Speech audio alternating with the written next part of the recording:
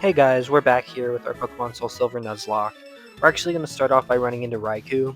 I'm aware that there is the roaming legendaries feature for this game. It's one of the few things I've heard about this game prior to playing it. Funny enough, we ran into it and I was actually scared I was going to lose the Noctowl to it, simply because I had forgotten to heal. And then I proceed to do the same exact thing again. As you all know, I definitely learn from my mistakes every single time. Moving on into this battle isn't anything of note, but after this you do get an HM. And the problem is, I don't know if you all have emulated this game or used hacks in it at all, i.e. get all the TMs hacks. I don't want to have to keep paying for other TMs or use the slot machine game, the Voltorb game. So I decided to just hack them all in and only use the ones that should be available at any given point in the game. Well, this also gives you the HMs, which creates an issue in the files where the game can't actually give you the HMs from the people because you already have them. It creates a glitch. Now you'll see, I walk up to this man, and he's going to try to give me the HM, and it creates this really funny interaction. So he tries to give it to me, bag's too full. I'm like, oh, well, how do I get the thing? And he just walks off. I don't think that's how that's supposed to work. Anywho, had to delete all my TMs, come back, get it from him again. We're then going to go pick up the HM for Surf by the route, and there was actually a glitch with him as well that I also had to delete all the HMs for and TMs for. We'll pick up this Gyarados to teach it Surf. We'll be using it in the next gym, but it's primarily here for surfing. Funny enough, this gym actually isn't even watered, despite like the obvious water meditating theme. I understand that it's fighting, that's supposed to be like him in his Zen mode, but I just thought it was interesting at least.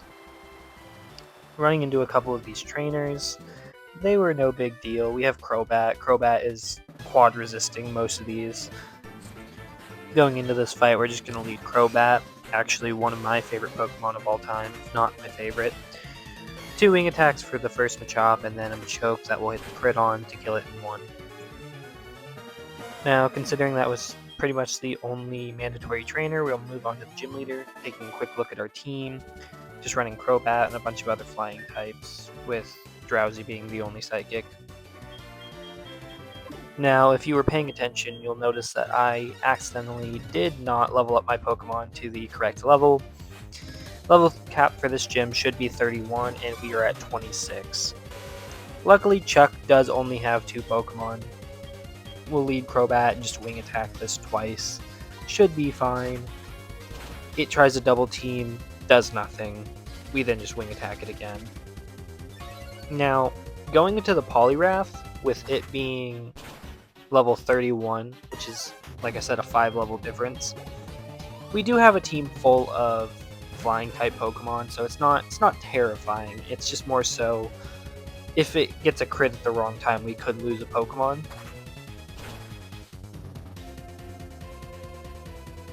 Obviously, this isn't too much of a risk, though, especially with us getting it down to a 3rd without it even hitting us once. Citrus Berry will pop. It'll get the Hypnosis, though. This is where things could get a little scary. I choose to just spam wing attack through it. Surf is going to hit for a good amount. Now I'm dead to crit. This is, again, I don't know why I do stuff like this, where I'll just chance crit. Very dangerous. Don't do this. Especially with a Pokemon as good as Crobat, I should not have done that.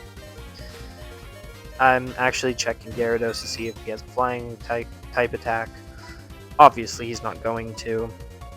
We decide to go into the Pidgeot, and should be fine. Misses another Hypnosis, very lucky. This is one of the fun things of getting to watch back my gameplay. I get to see how many mistakes I made. Like, the switch in here off the Gyarados probably should have happened sooner. I probably should have just switched it in, and then switched it out, and then switched it in, and switched it out, and lowered its attack that way.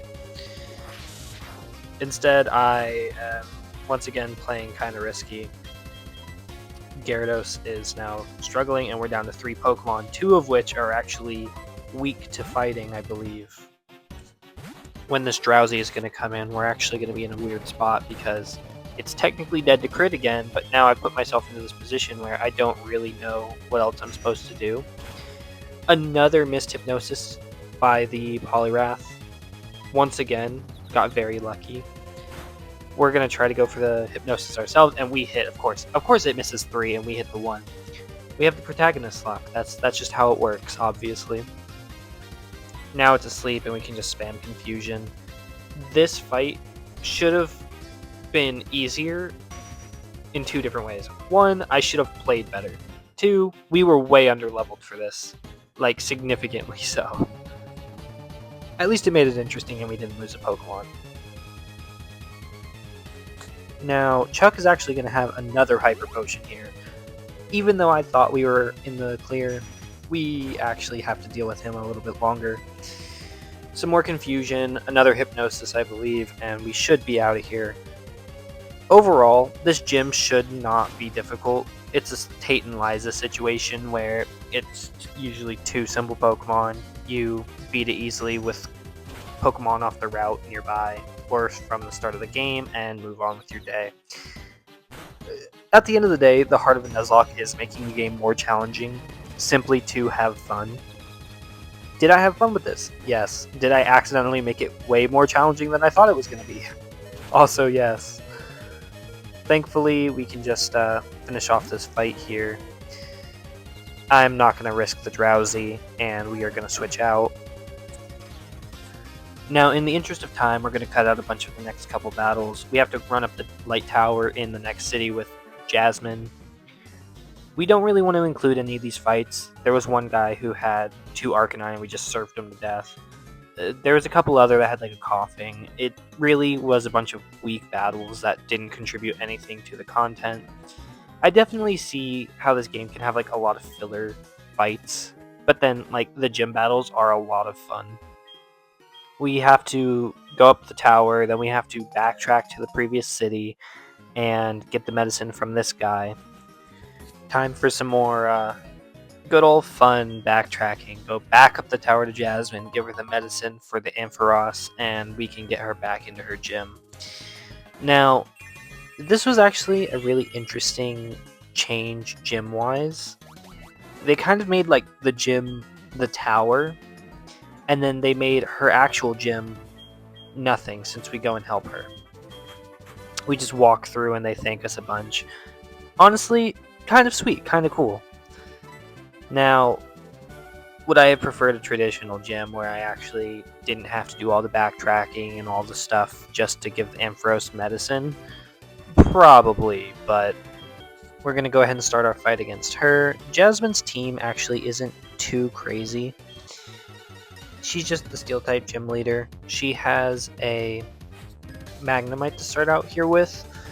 It's actually going to be pretty easy to deal with. We have our Graveler. It doesn't have Levitate. And our Graveler has Earthquake, one of the most busted moves in all of Pokemon, simply for the fact that the damage to accuracy ratio is stupid. Love me some Earthquake. And we'll basically just get to sweep her whole gym like this. And now, for me to put my foot into my mouth, Steelix will immediately come out and survive an Earthquake, no problem. I'll just cut through this. He's just going to tank a bunch, and then we're going to kill him eventually. He doesn't really do anything. If he had Earthquake, it could be an issue, but he's a pretty weak Pokemon otherwise. Honestly, Jasmine's going to be one of the easiest gym fights in the whole entire game so far. Graveler just completely invalidates her whole team. You saw Steelix didn't even touch Graveler. It took Magnemite hitting it, and we're going to kill it, no problem. Overall, I'd say these 2 gyms together are probably the easiest stretch of the game I've had so far. The only reason why Chuck was actually an issue is because I'm an idiot and forgot to rare candy my Pokemon. Next time I'll be back with the final 2 gym leaders, and we can then move on to the Elite Four. Later.